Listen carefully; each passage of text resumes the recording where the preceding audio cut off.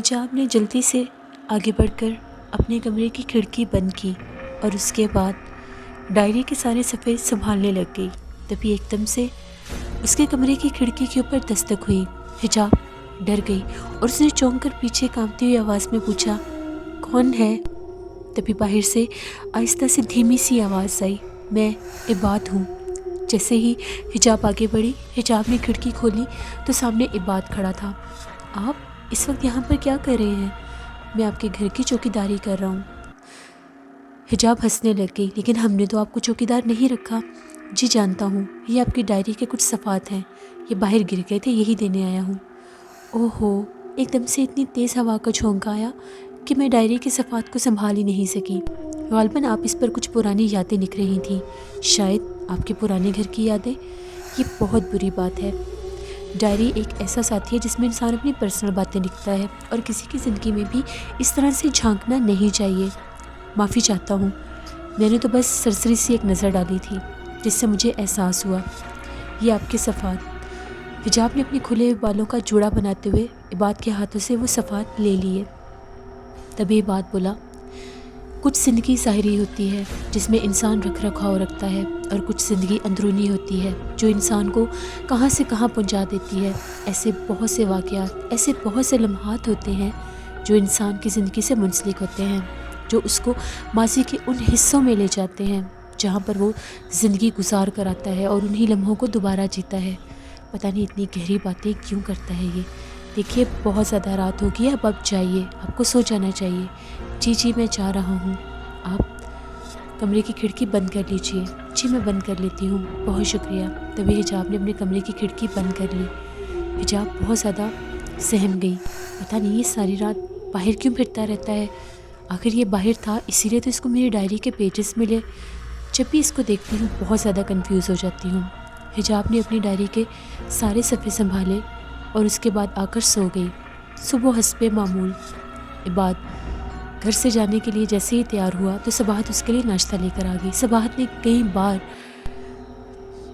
عباد سے پوچھا تھا کہ آخر تم کیا کام کرتے ہو، لیکن عباد نے کبھی بھی یہ بات نہیں بتائی کہ وہ کیا کام کرتا ہے اور کہاں کام کرتا ہے۔ بس وہ چپ چاپ ناشتہ کر کے گھر سے تیار ہو کر چلا جاتا تھا اور ٹائم کے ساتھ ہی گھر واپس آ جاتا تھا۔ اب عباد نے گھر کے سارے کام کاج سنبھال لیے تھے۔ وہ ہر روز گھر کا سودا سلف لا کر صباحت کے ہاتھوں پر رکھ کر پھر جاتا تھا، یہاں تک کہ بجلی کا بل، سب کچھ، سارے کام وہ خود ہی کرتا تھا۔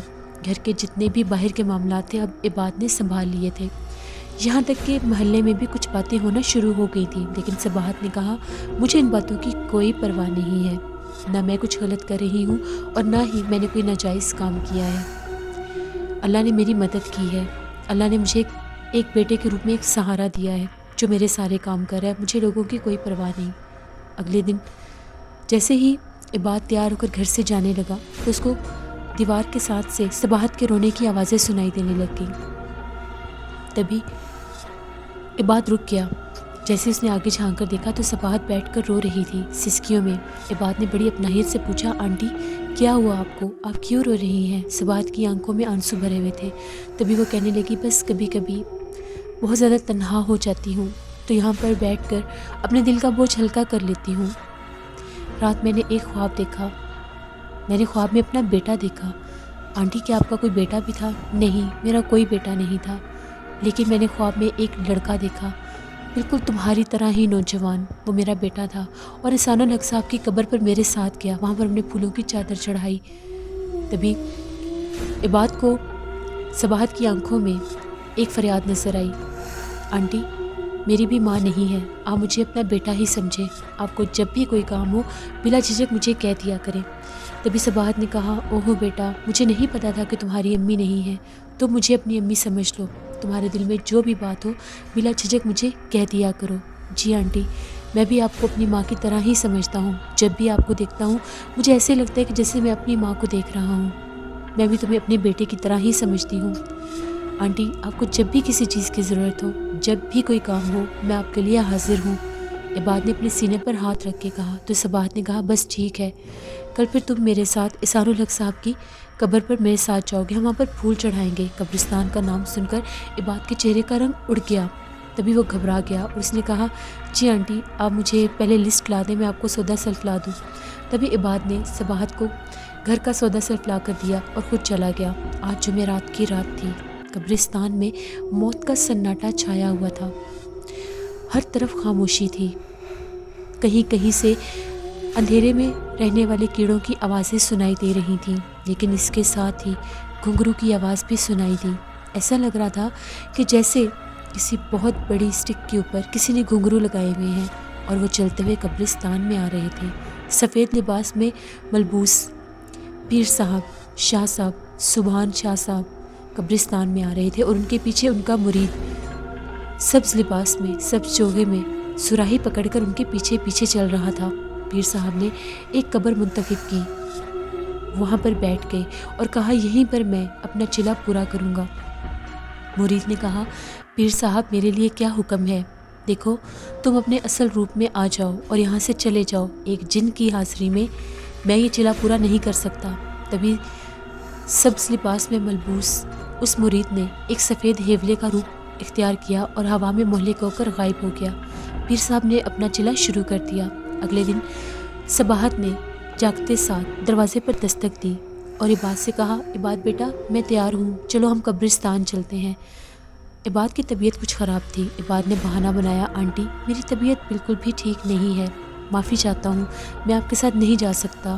او ہو بیٹا کیا ہو گیا تمہیں، تم ٹھیک تو ہو؟ بس آنٹی میرے سر میں بہت درد ہے اور بخار محسوس ہو رہا ہے۔ تبھی سفید چادر اوڑھے حجاب آئی اور کہنے لگی امی چلیے میں آپ کے ساتھ چلتی ہوں۔ نہیں بیٹا لڑکیوں کا قبرستان میں جانا ممنوع سمجھا جاتا ہے۔ کچھ نہیں ہوتا امی، میں اب آپ کو اکیلے تو نہیں بھیج سکتی نا، اگر یہ نہیں جا سکتے تو ان کو آرام کرنے دیجیے، ان کی طبیعت ٹھیک نہیں ہوگی، میں آپ کے ساتھ چلتی ہوں، آئیے ہم لوگ چلتے ہیں۔ جیسے ہی صباحت اور حجاب دروازے کی طرف بڑھی تو عباد نے کہا رکیے مجھے صرف 2 منٹ دیجیے، میں ابھی آتا ہوں۔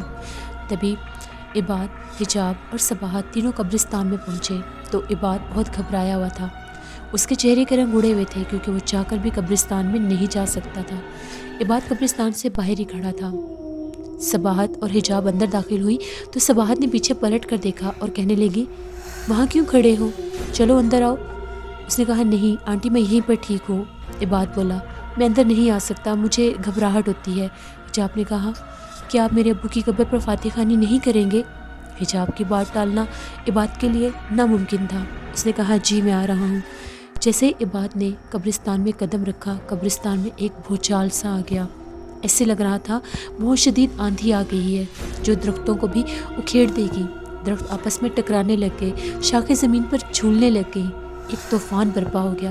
صباحت نے زور سے حجاب کا ہاتھ پکڑ لیا اور کہا عباد تم کہاں پر ہو، بہت سخت طوفان ہے، اپنا خیال رکھنا۔ تبھی ایک دم سے بہت بڑا سیاہ کلر کا ہوا کا ایک غول ہوا میں اڑنے لگ گیا اور دیکھتے ہی دیکھتے آسمان کی طرف گیا اور غائب ہو گیا، اور ایک دم سے وہ سارا طوفان تھم گیا۔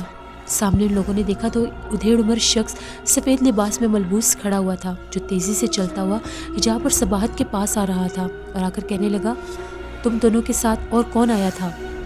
صباحت نے کہا جی ہمارے ساتھ عباد تھا۔ کون عباد؟ میں پوچھتا ہوں تم دونوں کے ساتھ کون آیا تھا، جواب کیوں نہیں دیتی؟ ان کی آواز بہت زیادہ سخت اور کرخت تھی۔ تبھی صباحت نے کہا جی وہ ایک لڑکا ہے، ہم لوگوں کے گھر میں رہتا ہے، اس کا نام عباد ہے۔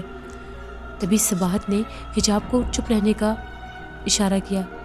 حجاب نے کہا میں بتاتی ہوں، دراصل ہم لوگوں نے اپنے گھر میں ایک کمرہ کرائے پر ایک نوجوان لڑکے کو دیا ہے، ہم لوگ قبرستان آ رہے تھے تو اس کو بھی اپنے ساتھ لے آئے، اس کی وجہ سے میرا چلا ختم ہو گیا۔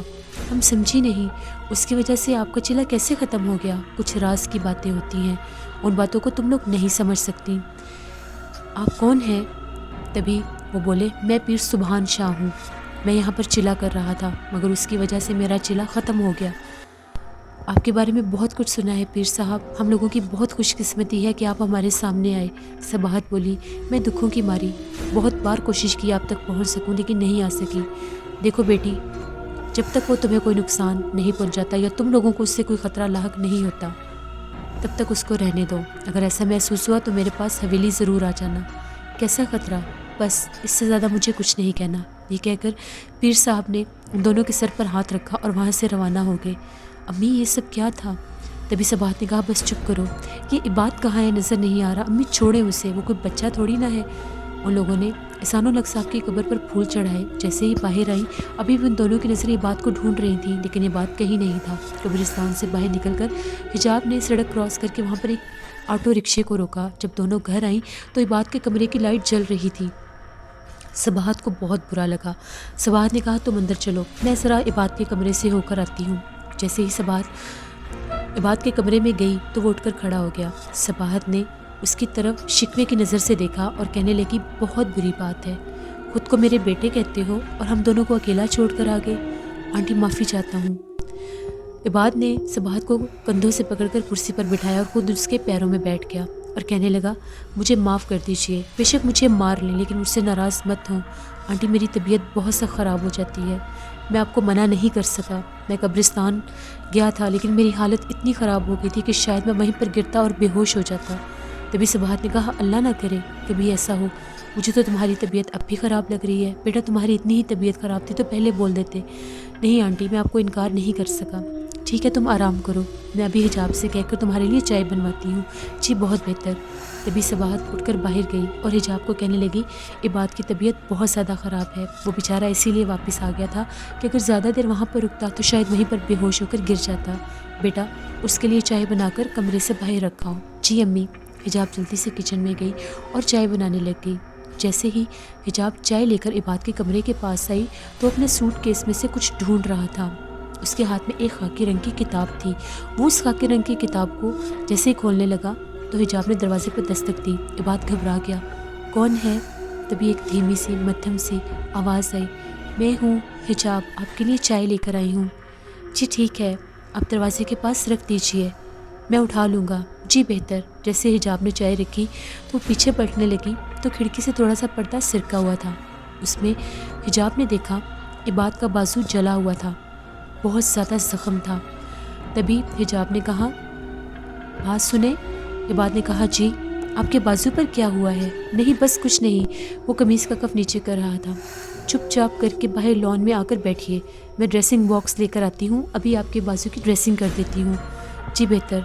इबाद जल्दी से आया और बैठ की कुर्सी पर लॉन में बैठ गया। हिजाब ड्रेसिंग बॉक्स लेकर आई और बिल्कुल उसके सामने कुर्सी लेकर बैठ गई। इतना ज़्यादा ज़ख्म?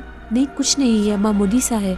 आप इसको मामूली सा कह रहे हैं? आपका पूरा बाजू चला हुआ है, आखिर आपने क्यों इतनी लापरवाही की, बताया क्यों नहीं? वो तो बस हिजाब को देखता ही जा रहा था। हिजाब को देखकर उसने सब कुछ भुला दिया, वो ज़ख्म, उसकी दर्द, सब कुछ भूल गया। हिजाब बहुत खूबसूरत लग रही थी। उसके सर से दुपट्टा सरक कर उसके गले में आ गया। बालों में एक क्लिप लगा हुआ था लेकिन उसके बालों की सिल्की लटें उसके चेहरे पर बिखरी हुई थी। हिजाब ने जैसे ही इबाद के ज़ख्म के ऊपर मलहम लगाया, ऊपर से भूख मारने लगी, बहुत दर्द हो रहा है। नहीं नहीं मैं ठीक हूँ। तभी हिजाब ने ड्रेसिंग करना शुरू कर दी। इबाद उसके चेहरे पर खोया हुआ था, जी भर के उसका दीदार करना चाहता था। आज उसने हिजाब को बहुत करीब से देखा था, वो बहुत खूबसूरत लग रही थी। इबाद ने उसकी आंखों में आंखें डाल कर देखा। जैसे हिजाब ने ऊपर देखा, उसकी आंखों में देखकर हिजाब आंखें झपकना भूल गई। तभी उसने झिझकते झिझकते आंखें नीचे कर लीं, पता नहीं इसकी आंखों में क्या है। तभी इबाद ने कहा, क्या है मेरी आंखों में, बताइए। नहीं कुछ नहीं। तभी इबाद ने हाथ पीछे कर लिया, जब तक बताएंगी नहीं मैं ड्रेसिंग नहीं करवाऊँगा। ओहो, ये कैसी बच्चों वाली ज़िद है? आपकी आंखें उससे बहुत मिलती हैं। किससे? वही एक फ़कीर के रूप में शहज़ादा जो एक दरगाह पर बैठकर कवाली पढ़ रहा था। उसकी कवाली ऐसी थी, इतने मस्त होकर कवाली पढ़ता था कि उसके शानों पर बिखरे हुए बाल झूम रहे थे। जैसे मैं उसके पास गई, उसकी आवाज़ सुनकर मेरे ऊपर वजद तारी होने लगा। तभी उसने एकदम मेरी तरफ देखा और अपना इल्तिजा का कुशकोल मेरे आगे कर दिया। उसकी आंखों में बहुत इल्तिजा थी। कैसी इल्तिजा? बहुत सी ख्वाहिशें थीं, उनकी मोजें उभर रही थीं। उसकी आंखों को देखा तो हूबहू आपकी आंखें बिल्कुल वैसी ही लगी। आज आपकी आंखों में देखा तो वो याद आ गया। आप हंस पड़ेंगे सुनकर कि वो एक ख्वाब है। उस ख्वाब को मैं देखती हूँ। कि आपने कभी इस ख्वाब को हकीकत में महसूस किया? हाँ, बहुत दफ़ा महसूस किया। ख्वाब के अलावा भी मैंने इसको कई जगह पर देखा, बिल्कुल अपने सामने देखा। वो बहुत ज़्यादा उसकी आंखें आपसे मिलती हैं। तभी हिजाब ने फ़िज़ा में देखना शुरू कर दिया। मुझे ऐसा महसूस होता है जैसे वो मेरे बहुत करीब है। तभी सबाहत की आवाज़ है, हिजाब अंदर आओ। जी अम्मी आ रही हूँ। जैसे ही सबाहत उठने लगी इबाद भी खड़ा हो गया। आखिरी सवाल, क्या आपने कभी इसको महसूस किया? बहुत दफ़ा महसूस किया। क्या अब भी महसूस कर रही हैं? हाँ, अभी भी ऐसा लग रहा है कि वो बिल्कुल मेरे करीब है। कैसी थी उसकी आंखें?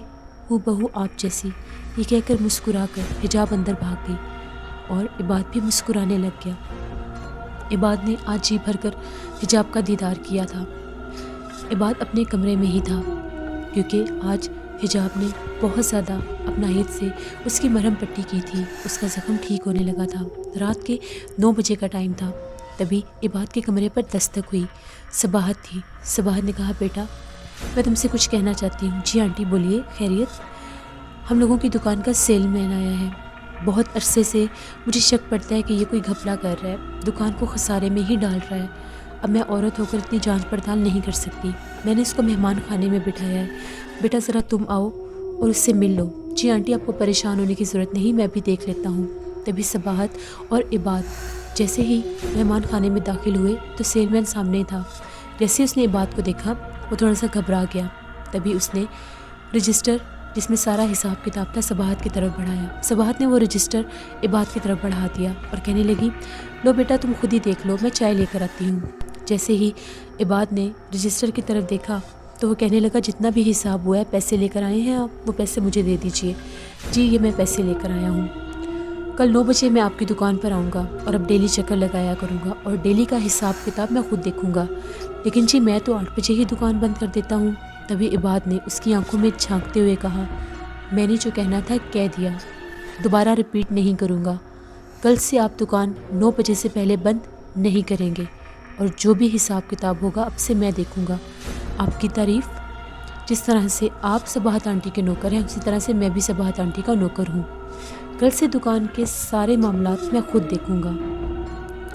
सेलमैन के चेहरे के ऊपर बहुत ज़्यादा घबराहट थी। तभी उसने अपने माथे का पसीना साफ करते हुए कहा, जी बेहतर, ऐसा ही होगा। तभी सबाहत चाय लेकर आ गई। जैसे ही सबाहत ने सेल्समैन के आगे चाय रखी वो अपने माथे का पसीना पोंछने लगा और कहने लगा, नहीं बीबी जी बस मैं अब चलता हूँ। सबाहत बाजी मुझे देर हो रही है। नहीं नहीं बैठो, चाय पी कर जाओ। बताओ कि नहीं कि आखिर दुकान में क्या मामलात चल रहे हैं। जी आपके सामने ही है सब कुछ। देखो भाई, अब सारी ज़िम्मेदारी मैंने अपने बेटे इबाद पर छोड़ दी है। वो खुद ही एहसानुल हक की तरह दुकान का ख्याल रखेगा। अब जो भी मामलात होंगे वो खुद ही इबाद देख लिया करेगा। उम्मीद करती हूँ कि सारे मामलात बेहतर हो जाएंगे। तभी सेल्समैन ने चुराई हुई आंखों के साथ दोबारा इबाद की तरफ देखा और कहने लगा, जी बेहतर, मुझे इजाज़त दीजिए। उसने जल्दी जल्दी चाय के 2 घूंट लिए और वहाँ से निकलने की तभी इबाद ने सबाहत से कहा, आंटी आपको परेशान होने की ज़रूरत नहीं है, मैं सारे मामलात देख लूँगा। जिससे अगली एपिसोड में आप लोग देखेंगे सबाहत और हिजाब को कब पता चलेगा कि इबाद वही जिन है, वही आसेब है जो उसके ख्वाब में आता था, वही आसेब जो एक लड़के के रूप में उस पर आशिक था। क्या सबाहत और हिजाब पीर सुबहान शाह के पास जाएंगी इबाद के बारे में कोई बात करने के लिए? सब कुछ जानने के लिए आपको देखनी पड़ेगी खजूर वाले दरख्त नॉवल की अगली एपिसोड, जो मैं कल ऑन एयर करूँगी। लिसनर्स, मेरे इस चैनल को ज़्यादा से ज़्यादा सपोर्ट करें। जिन लोगों ने विज़िट किया और अभी तक सब्सक्राइब नहीं किया, मेरे चैनल को ज़रूर सब्सक्राइब करें। मैं अपने इस चैनल पर भी आप लोगों की सपोर्ट चाहती हूँ, उसी तरह से जैसे खौफनाक कहानियों पर थी। मेरे चैनल की जो नॉवेल्स एपिसोड होती हैं इनको ज़्यादा से ज़्यादा अपने फ्रेंड्स एंड फैमिली में शेयर करें। इंशाल्लाह कल फिर मुलाकात होगी। Thank you for watching. Stay blessed. Allah निगहबान।